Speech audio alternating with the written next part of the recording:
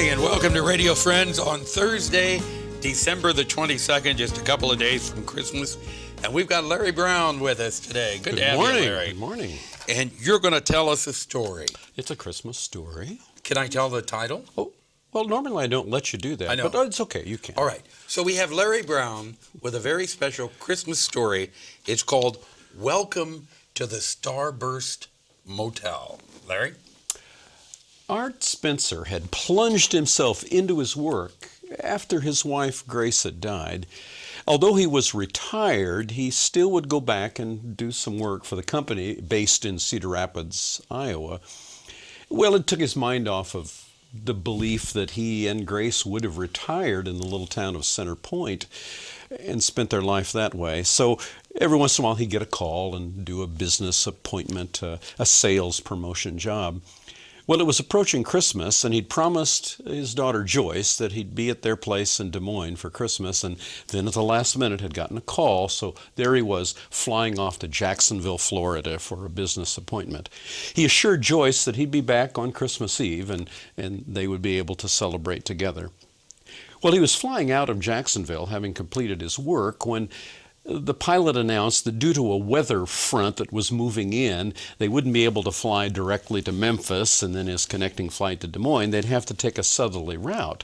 So he communicated to his daughter about the delay, and no sooner that than the pilot again came on and said now they were experiencing some electrical problems. They were going to have to land in New Orleans, change planes. But just to make things even worse, the airport was so busy at New Orleans, they were going to have to land now at a smaller airport, a little city of Morgan City, not too far from New Orleans. And it meant that the passengers would have to be shuttled back to New Orleans, or they would be given the opportunity to have accommodations in Morgan City. Well, when they landed at Morgan City, he then communicated to Joyce that it looked like it would be maybe a day or two delay. Well, the passengers had the option of being immediately shuttled back to New Orleans or staying in Morgan City, and he chose to make the sacrifice and stay in Morgan City.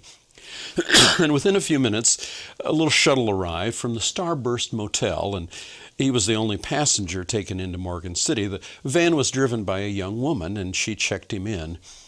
Well, he could smell Asian food cooking in the back room. The motel was modest but clean, and he enjoyed having a little conversation and checking in, and he went out for a meal that evening and then spent Christmas Eve in his room watching television and reading.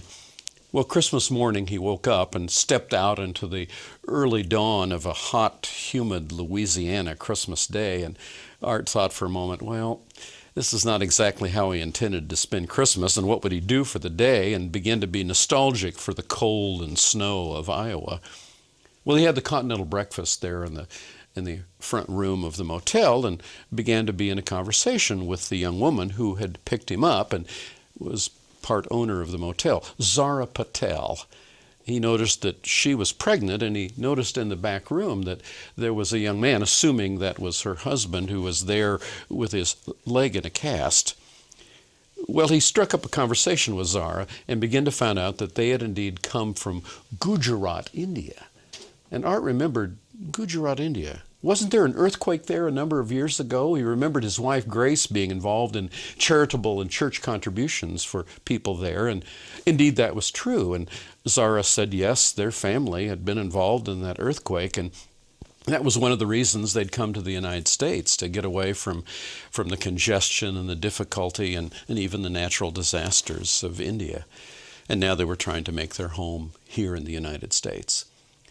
Well, later that day, Art stepped out from his room to get a little break, and he saw Zara there at the side of the motel painting over something on the side of the wall, and he asked what was going on.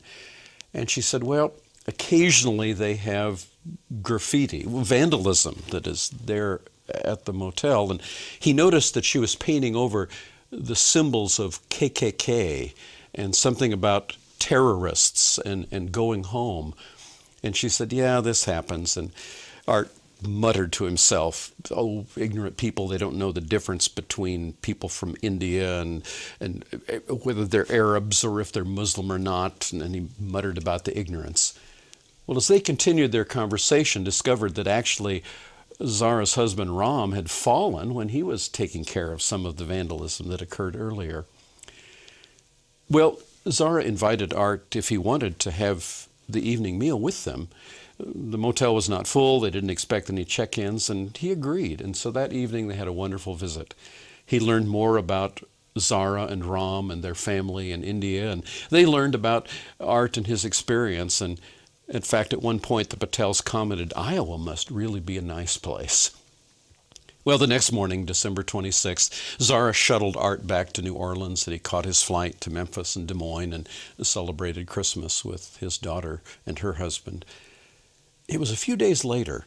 Art was back at Center Point. He was reading the newspaper, and they're reading a story about a motel in Morgan City, Louisiana, that was burned by arsonists. And to his astonishment, he was reading about Ram and Zara Patel. Art had an idea. Within a few minutes, he was on the phone, he was on the computer, he was making connections with business associates, with the town council of Center Point, and other folks he knew. And by the end of the day, he'd made contact with Patels and made them an offer. You see, Center Point had been bypassed by the 4-lane highway between Cedar Falls and Waterloo, and businesses had tried to move out to the 4-lane, but not all were successful. And Hart thought what they really needed was a motel to catch some of those people from bypassing Center Point.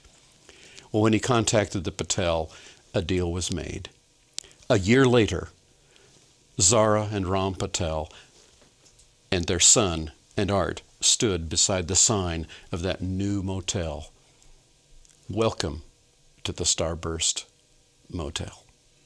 Now, what a beautiful story, Larry. What a beautiful story. Did you write that story? Oh, that's an original story. Yeah. Sure. It sounds like something that could actually have happened. Yes, and I think those kind of incidents have happened. In this day and age when aggression against people who are different is a common experience, there's also that common experiences of people who do charitable and good things. Right. And we need to remember, even though we are different, we are all the same. We're all human beings. We all have love in our heart. We all have fear. We have anxiety. We have happiness. We have hope. We just need to remember that even though some things are different, basically we're all alike. And we want yes. the best for our family and friends, Yes. and to have a meaningful, productive life. Yes. All right. Larry, thank you so much for coming by a couple of days before Christmas. If people want to get in touch with you or your CDs, how do they do it? brownstory@hotmail.com, or look at brownstory.com, my website, and Okay. be glad to be in touch. So this will be your last appearance for this year.